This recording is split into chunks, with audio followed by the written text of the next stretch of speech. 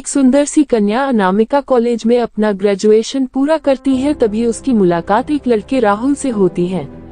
राहुल भी बहुत स्मार्ट और माता पिता का आज्ञाकारी बेटा है। दोनों एक दूसरे को पसंद करने लगते हैं। दोनों का ग्रेजुएशन पूरा होता है। राहुल अपने शहर में जॉब करने लगता है और लड़की भी एक अच्छी जॉब कर रही है। दोनों ने निर्णय लिया कि अब माता पिता से शादी की बात करने का वक्त आ गया है, लेकिन परेशानी यह है कि दोनों की कास्ट अलग अलग है। अनामिका ब्राह्मण है और राहुल राजपूत। राहुल के समाज में दहेज बहुत जरूरी है, जो कि नगद में होता है। उसके अलावा कई तरह के गिफ्ट्स और गहने की भी मांग की जाती है। राहुल ने अनामिका को ये स्थिति स्पष्ट की और कहा, घर वालों को मनाओ, अगर तुम सभी मांगे पूरी करवाती हो तो मेरे माता पिता तुम्हें पलकों पर बैठाएंगे। अनामिका ने अपने माता पिता से यह बात कही। अनामिका के माता पिता को ये बात पसंद नहीं थी, पर अनामिका की जिद थी कि अगर मुझे दहेज दोगे तो मेरी इज्जत बढ़ेगी। अनामिका के माता पिता सक्षम भी थे, बिना मांगे भी अनामिका को बहुत कुछ दे सकते थे, पर उन्हें इस तरह दहेज की मांग करने वाले लोग पसंद नहीं आ रहे थे। लेकिन माता पिता अनामिका की खुशी चाहते थे। उन्हें ये डर था कि कहीं उनकी बेटी ये ना सोचे कि वे अपनी बेटी को कुछ देना नहीं चाहते, इसलिए उन्होंने सभी शर्तें मानी। शादी में राहुल को कार, फ्लैट, फर्नीचर के साथ 50 लाख नकद दिए गए। साथ ही अनामिका को गहने भी दिए गए और सभी रिश्तेदारों को गिफ्ट्स और कपड़े भी दिए। शादी बहुत धूमधाम से की गई, कोई कमी नहीं छोड़ी गई।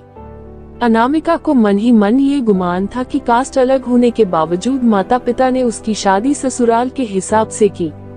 अनामिका को विश्वास था कि उसे बेटी बनाकर रखा जाएगा, उसे वही प्यार दिया जाएगा जो उसके माता पिता ने दिया, क्योंकि उसने अपने ससुराल का मान रखा है। अनामिका ने अपने घर से ससुराल विदा ली। ब्राह्मण कन्या राजपूत घर की बहू बनी। ससुराल में बहुत ज्यादा पर्दा प्रथा थी। बहू को मनचाहा खाने तक की स्वतंत्रता नहीं थी।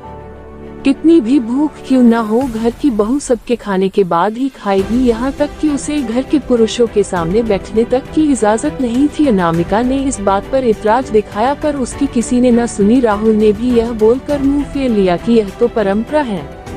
अनामिका को जो गुमान था वो धरा के धरा रह गया। उसे अपने माता पिता की बात याद आई। जब उन्होंने समझाया था तो वह उनसे बहुत लड़ी थी। उसने ससुराल में बात करने का फैसला किया।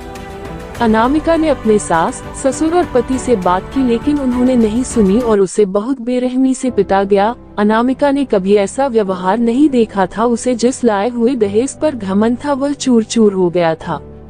अनामिका को माता पिता से बात करने भी शर्म महसूस हो रही थी और इसी कश्मकश में एक दिन अनामिका ने अपने आप को खत्म कर दिया। माता पिता को जब ये पता चला तो उन्हें अपनी गलती का एहसास हुआ कि वक्त रहते समझा होता तो बेटी साथ होती। जो लोग दहेज पर बेटे की शादी करते हैं उनकी सोच हर तरह से छोटी होती है। जो बेटे को नीलाम कर सकते हैं वो किसी और की बेटी को कैसे अपनी बेटी बना सकते थे।